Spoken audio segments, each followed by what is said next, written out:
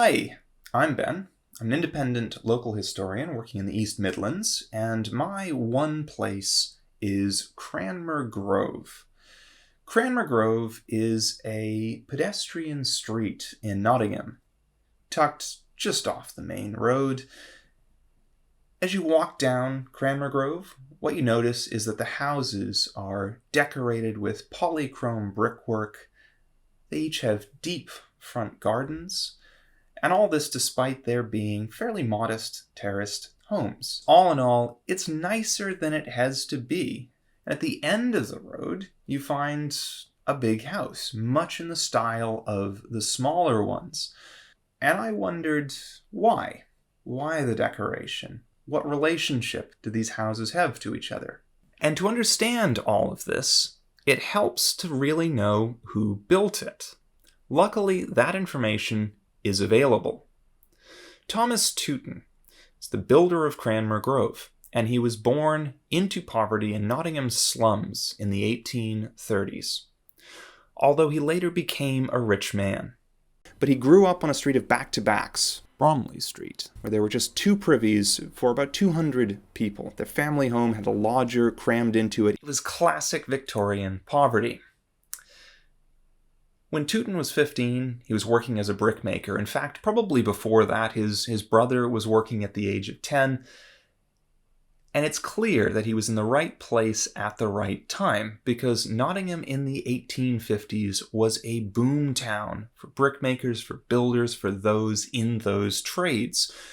The town's long-delayed enclosure had finally gone into effect, which opened up more than 1,000 acres of land for development. And in just a decade and a half, Nottingham went from this to this, exploding over the boundaries of the fields that had hemmed it in, stifling its development. In the midst of all this, Tutin sets up his own business around 1857, and a few years later he's selling what he calls the chimney protector, which is, I will admit, a somewhat odd-looking device meant to go on top of a chimney to stop wind from blowing back down through the chimney, blowing smoke back into the house, a common problem. And over the 1860s, we see Tutin dealing building supplies. He's doing work on the local hospital. He bids on, but he does lose a tender to build 30 houses. He joins the Freemasons, clearly trying to enter these circles of money and power and connections. In a word, then, he is entrepreneurial, trying anything that he can to make it.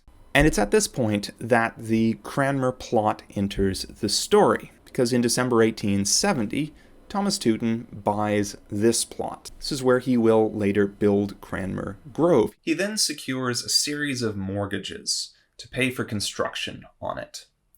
These mortgages come from leading Nottingham citizens, and they are for thousands of pounds.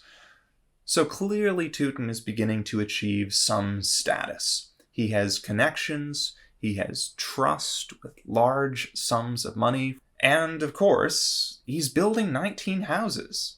He's not doing the usual trick that a small-time builder will do. Build a couple houses, sell those, use the money to fund a few more houses, sell those, and so on. He's building them all at once. And he doesn't even sell them once he's got them built. Instead, he holds on to them and lets them out. What's more, that grand house at the peak of the lot, which he calls Cranmer Mount, would be his. This can help us to explain some of Tutin's design choices, because these weren't just some houses thrown together for quick money. This was somewhere that Tutin would be living. And in fact, Cranmer Grove itself served as a sort of entranceway to Thomas Tutin's home. The decorative brickwork then begins to make a bit more sense. We can see this architectural unity developing between the big house and the smaller terraced houses leading up to it that emphasize the fact that this is really an entire estate belonging to a man with pretensions, with aspirations. The 1870s were when Thomas Tutin hit his highest highs. In addition to that big new family home on a hill overlooking the city, Tutin was elected to the council. He finally was winning tenders. And in 1877, he opens a large workshop just down the road from here, just a few minutes. This was the peak. He celebrated the opening of the workshop with a big feast in the grounds of Cranmer Mount. All of his employees were there. Several councillors were there. They were toasting his 2 decades in business. The following year, Tutin was sued by the Duke of Rutland. Now, the Duke was a major landholder in the area, and Tutin had bought the copyhold to some land from him. Copyhold grants you the right to build on a site, but not the mineral rights. And crucially, that means not the right to dig for clay. For Tutin, with his brick-making background, seems was still digging clay and baking his own bricks, and he'd done that on this site. Tutin lost the case, and he was ordered to pay the Duke back the value of every brick. And this, it seems, is something he just couldn't do. He gets hauled into court for using inferior building materials on these houses that he's now frantically trying to build to pay off his debts. He loses the next election to the council, probably because there are bigger things on his mind right now, to be honest. And then in the midst of all of this, a fire strikes his workshop. It doesn't destroy it, but it's absolutely the last thing that he needs. In 1880, Thomas Tutin declares bankruptcy. His workshop was sold, the houses on Cranmer Grove were sold, and worst of all, his family home, Cranmer Mount, was sold as well. Thomas Tutin would never hit those highs again. The position on the council, the government tenders, but he did have things to fall back on. He took on a business partner, probably to prop up his unstable business. He went back to selling his chimney protectors. But more importantly, he may also have redefined what success meant for him and what he was looking for. Because by the end of his life, we actually find Thomas Tutin living on a farm. And this may seem somewhat odd for the man who spent his life as a builder, as a brickmaker. May seem somewhat odd for the man raised deep in the heart of a Victorian slum with bricks and paving and dirt and built environment just pressing in on you from all sides. But really, is it that odd to imagine that someone raised like that, someone who spent his whole life building, would be interested in something different, would want to grow things, would be interested in the countryside? Is it really that odd to imagine that Thomas Tutin was a devoted gardener? This is actually a thread that we can see running through his life. Because the year after he joins the Freemasons, as he is entering society, he also joins the Horticultural Society in town.